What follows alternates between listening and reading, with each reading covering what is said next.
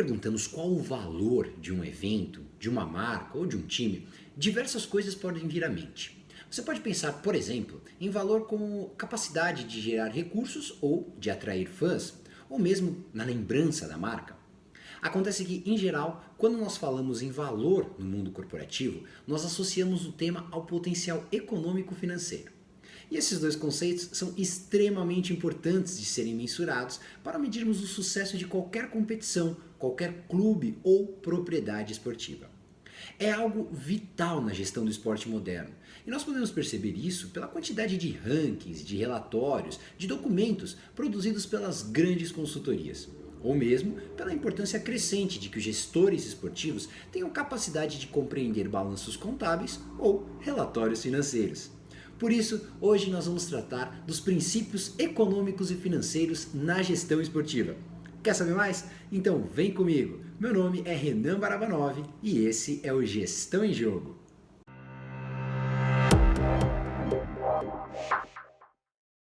Antes de começarmos, aproveita para se inscrever no nosso canal Gestão em Jogo, curtir o vídeo, deixar o seu comentário nesse botão vermelho aqui embaixo. Afinal, você vai poder dizer o que você quer ver de conteúdo nos próximos vídeos. Então se inscreve no canal, diga se gostou do conteúdo e deixe seu comentário para a gente. Bom, para começar, é preciso diferenciar um pouco ambos os conceitos, que são parecidos, só que não são a mesma coisa. Enquanto a economia é uma ciência social que analisa a produção, a distribuição e o consumo de bens e serviços, produzindo campos de estudos como a macroeconomia e a microeconomia, as finanças tratam-se de um ramo desse campo, direcionando a sua atenção para preços, juros, fluxo de caixa e mercados financeiros, por exemplo. O quarto capítulo do livro Princípios e Práticas da Administração Esportiva, que é de autoria da Nola Aga, começa justamente buscando uma definição do termo finanças, que muitas vezes possui diferentes significados para diferentes pessoas. Para pessoas não especificamente treinadas na área, ela se associa a qualquer coisa relacionada a dólares, a dinheiro ou números, o que basicamente faz com que tudo o que ocorre numa organização recaia sobre a área financeira, uma vez que quase tudo que acontece numa organização tem implicações monetárias.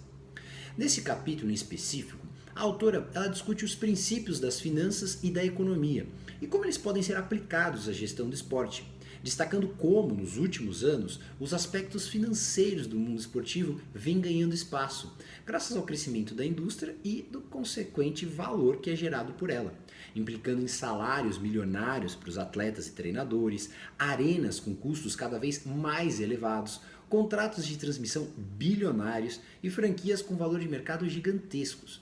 Um padrão que também se aplica aos esportes universitários norte-americanos e impacta toda a indústria de negócios norte-americana. Para delimitar as finanças no mundo da gestão esportiva, a autora aponta duas atividades primárias de uma organização para se referir ao termo: como uma organização gera recursos que entram no seu caixa e como esses recursos são alocados e gastos, uma vez que estejam de posse dessa organização. Com esse conceito em mente, torna-se mais simples buscar os seus desdobramentos na gestão do esporte. Uma organização no esporte, ela gera recursos primariamente produzindo entretenimento por meio da disputa ou do jogo entre atletas. E podem ter origem em várias fontes: ingressos, concessões, área comercial, direitos de transmissão, entre muitos outros. Obviamente, para produzir o produto esporte, a organização também gasta recursos, de forma que, em última instância, o sucesso de um negócio depende da diferença na capacidade de gerar recursos e de como investi-los. Em outras palavras, receitas menos despesas. Nesse mundo também há o importante conceito dos ativos, que pode ser traduzido como tudo aquilo que a organização possui que tenha potencial para gerar recursos para ela. Por exemplo, estádios, material, máquinas, equipamentos e por aí vai. No caso específico das equipes esportivas, há também de se ressaltar a importância dos donos, que podem ser pessoas físicas, famílias ou mesmo grandes conglomerados internacionais, grandes corporações que somam potencial para investir na organização. Desses conceitos derivam algumas decisões importantes que as organizações devem tomar para alcançar um desempenho satisfatório, para produzir valor e para garantir a sobrevivência delas no longo prazo.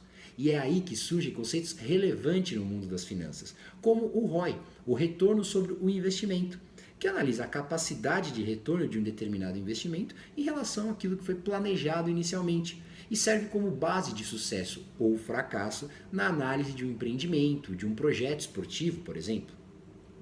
Na discussão em torno da economia do esporte, a autora ela traz à tona de maneira peculiar como o esporte se organiza, já que a indústria por si só possui as características chamadas peculiares.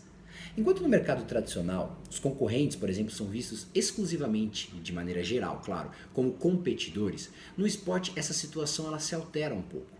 Se dentro de campo os times e as franquias competem esportivamente, fora dele elas precisam cooperar para o sucesso da liga ou para o sucesso da competição, para o sucesso do produto gerado e, em última análise, o sucesso de ambos os clubes, claro. É o que a literatura chama de peculiaridades da economia do esporte, o que torna as habilidades econômico-financeiras tão essenciais para os interessados em atuar na área.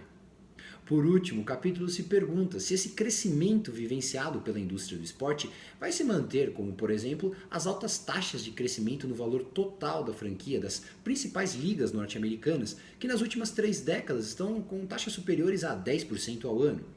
E traz também os desafios da área, representados principalmente pelos crescentes custos do segmento, com os salários cada vez mais elevados, os custos na casa dos bilhões para a construção de estádios cada vez mais modernos para receber as partidas, além da questão da competitividade, que reside na busca pela fórmula de como equilibrar as disputas, garantir a manutenção do interesse do público e garantir o crescimento do valor do esporte no futuro.